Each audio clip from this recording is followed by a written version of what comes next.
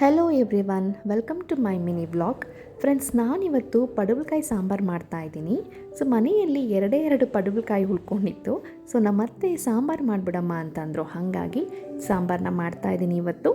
So ನನಗಂತೂ ತುಂಬಾ ಇಷ್ಟ ಪಡವಲಕಾಯಿ ಅಂದರೆ, ಮತ್ತು ಇದರ ಉಪಯೋಗಗಳಂತೂ ಗೊತ್ತಾದ್ಮೇಲಂತೂ ನನಗೆ ತುಂಬಾ ಇಷ್ಟ ಆಗೋಗಿದೆ. ಇದರಲ್ಲಿ ಪಲ್ಯ ಕೂಡ ಚೆನ್ನಾಗಿರುತ್ತೆ. ಸಾಂಬಾರು ಏನೇ ಮಾಡಿದ್ರು ಚಪಾತಿ, ದೋಸೆ, ಪೂರಿ ಇಂಥದಕ್ಕೆಲ್ಲ ತುಂಬ ಚೆನ್ನಾಗಿ ಹೊಂದ್ಕೊಳ್ಳುತ್ತೆ, ಸಾಂಬಾರಾಗಿ ಪಲ್ಯ ಆಗಿ. ಸೊ ಹಾಗಾಗಿ ನನಗಿದು ತುಂಬಾ ಇಷ್ಟ. ಇನ್ನು ಆರೋಗ್ಯ ದೃಷ್ಟಿಯಲ್ಲಿ ನೋಡಬೇಕಾದ್ರೆ ಪಡವಲಕಾಯಲ್ಲಿ ತುಂಬಾ ವೈಟಮಿನ್ಗಳಿದೆ. ಇದರಲ್ಲಿ vitamin A, C, B6, E ಮತ್ತು ಕ್ಯಾಲ್ಶಿಯಂ, ಮೆಗ್ನೀಷಿಯಮ್ ಮತ್ತು ಕಬ್ಬಿಣ ಅಂಶ ಕೂಡ ಸಾಕಷ್ಟು ಪ್ರಮಾಣದಲ್ಲಿ ನಮ್ಮ ದೇಹಕ್ಕೆ ಇದನ್ನು ಸೇವಿಸೋದ್ರಿಂದ ಸಿಗುತ್ತೆ ನಮಗೆ. ಹಾಗೆ ಇದರಲ್ಲಿ ಕಡಿಮೆ ಕ್ಯಾಲೋರಿ, ಕೊಬ್ಬು, ಕಾರ್ಬೋಹೈಡ್ರೇಟ್ಗಳು ಇರುತ್ತಂತೆ. ಸೊ ಪಡವಲಕಾಯಿ ಹೃದಯ ಸಂಬಂಧಿ ಪಟ್ಟಂತಹ ಕಾಯಿಲೆಗಳನ್ನ ನಿವಾರಣೆ ಮಾಡುತ್ತೆ.